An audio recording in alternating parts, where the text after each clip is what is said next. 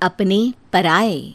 घर की लड़ाइयाँ कितनी भी हो, लेकिन ये भी सच है कि किसी पर कोई आपत्ति हो तो अपना ही परिवार साथ देता है। भैया, मेरे पीछे पुलिस लगी है, प्लीज मुझे बचा लो। रवि और राज दो भाई, लेकिन दोनों में कभी नहीं पटी। अरे क्या हुआ छोटे, क्या कर दिया तूने?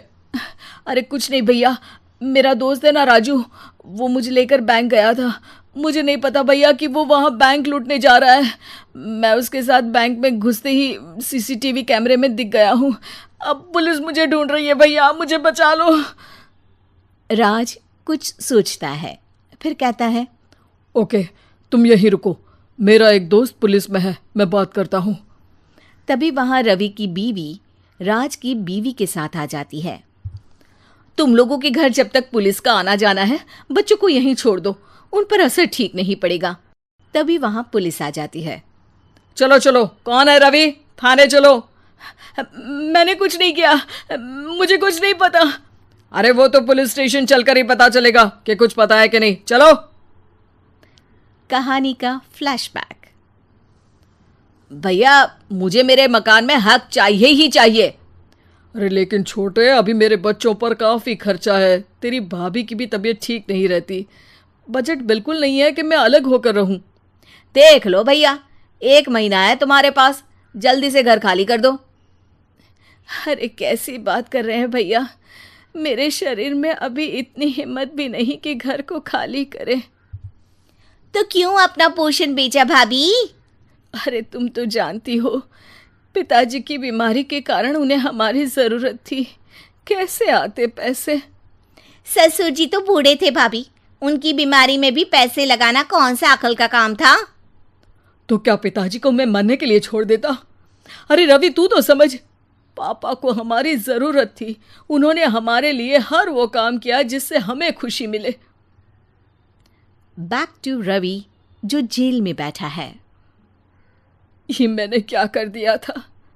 मैं ना पिता का हुआ ना ही भैया का। मेरे साथ जो हो रहा है ठीक ही हो रहा है। तभी वहां पुलिस वाला आता है। रवि, तुमसे कोई मिलने आया है। भाभी, आप यहाँ क्यों आई? पुलिस स्टेशन है ये भाभी। भैया, आपकी जगह मेरा भाई होता तो क्या मैं नहीं आती? अच्छा, ये खाना ले लीजिए, खा लीजिएगा। आपके भैया लगे हैं वकीलों और पुलिस वालों से बात करने में, डरने की कोई बात नहीं। जब आपने गुनाह किया ही नहीं तो सज़ा भी नहीं मिलेगी। रवि भाभी को देखकर रोने लगता है। घर में साक्षी चुपचाप बैठी होती है कि तभी सोनम कहती है, अरे साक्षी, क्या हुआ, परेशान क्यों हो रही हो? भाभी, अभी अभी पुलिस स्टेशन से खबर आई है, इन्हें बड़े जेल में शिफ्ट किया जा रहा है। मैं क्या करूंगी भाभी? रो मत, हम अच्छे से अच्छा वकील करेंगे। लेकिन उसमें तो बड़े पैसे लगेंगे दीदी, हम इतना पैसा कहाँ से लाएंगे? अरे क्यों, ये मकान है ना, और मेरे कुछ गहने भी हैं। साक्षी की आंखों में पानी आ जाता है। पर दीदी, ये तो आप और भैया की मेहनत की कमाई है। पापा के बाद भी तो हम लोगों का सब खत्म हो गया था। पापा को तो बचा नहीं पाए, लेकिन भैया को ज़रूर बचा लेंगे, और भगवान चाहेंगे ना तो दोनों भाई मिलकर इससे भी बड़ा मकान खड़ा कर लेंगे। साक्षी। थोड़ी देर में राज वहां आता है। सोनम सही कह रही है साक्षी, पैसों की कमी के कारण किसी भी बेगुनाह को सज़ा नहीं मिलती। राज एक अच्छा सा वकील करता है। सोनम और साक्षी बचाए पैसे और अपने गहनों को बेचकर रवि का केस लड़ते हैं और जल्द ही रवि जेल से बाहर आ जाता है। रवि राज को गले लगाकर कहता है, भैया मुझे माफ़ कर दो, मुझे साक्षी ने सब कुछ बताया है।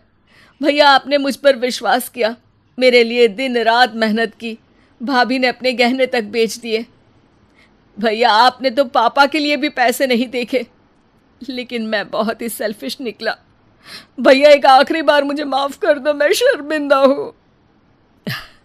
अरे भाई, अपने तो अपने ही होते हैं, पापा ने हमारे लिए क्या नहीं किया, ये तुम्हें बताने की ज़रूरत नहीं है मुझे।